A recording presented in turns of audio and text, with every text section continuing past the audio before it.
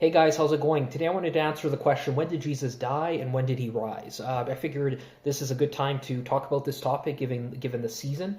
So the Bible actually tells us directly the day of the week Jesus died and then when he rose. So there was a prophecy in Scripture that says that Jesus would be in the part of the earth for 3 days, 3 nights. So Matthew 12:40 says, "For as Jonas was 3 days and 3 nights in the whale's belly, so shall the Son of Man be 3 days and 3 nights in the heart of the earth." So this is a clear statement that Jesus was in the tomb before he got resurrected, exactly 3 days, 3 nights. So three 24-hour periods. So that's a total of 72 hours. So that would mean that Jesus died on Wednesday. So in the midst of the week, Messiah was cut off. And then 3 days after that would be Saturday, the Sabbath. And so he died right before sundown on Wednesday, and he rose right before sundown on Saturday, the Sabbath. And I'll prove it here through the scriptures.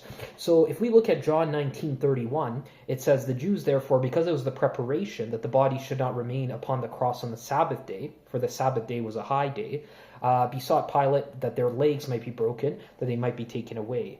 So this is showing that this was on Sabbath, but not the regular weekly Sabbath. So I think that's where a lot of people get confused, and why we have this idea of Good Friday being the day that Jesus died, and then Saturday, because that was like the weekly Sabbath. However, this is a high Sabbath, so it's a high day, and Scripture actually tells us what these are. These are annual Sabbaths, and they correlate with the feasts. So in this case, it correlates with the first day of the Feast of Unleavened Bread.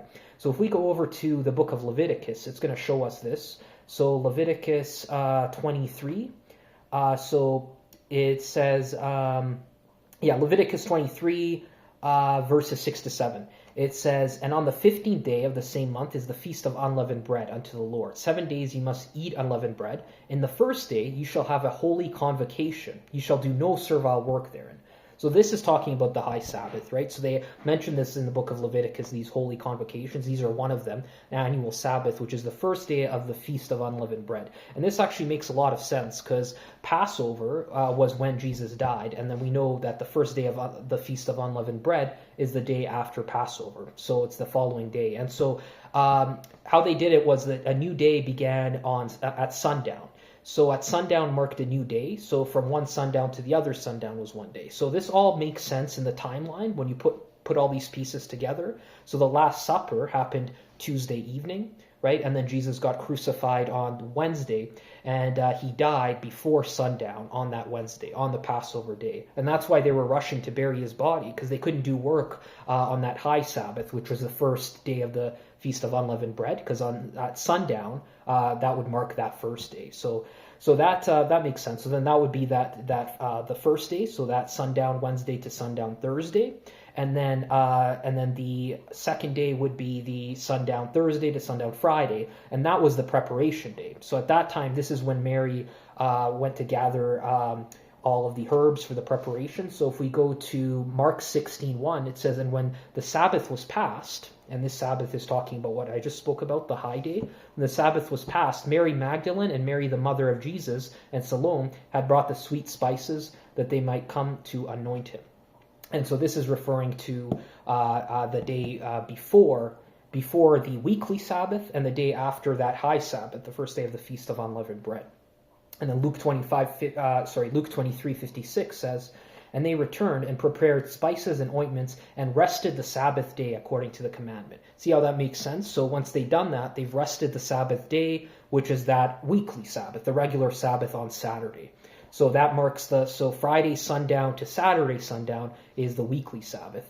And Jesus rose right before sundown on Saturday, on the Saturday Sabbath, because that's the third day. He was in the earth 3 days, 3 nights. And then Mary found him the next morning, Sunday morning, but he's already been risen then.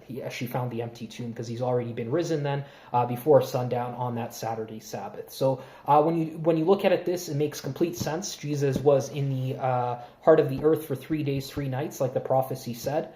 So he died on Wednesday. In the midst of the week, Messiah shall be cut off. And he rose on the Sabbath Saturday before sundown which is 3 days later.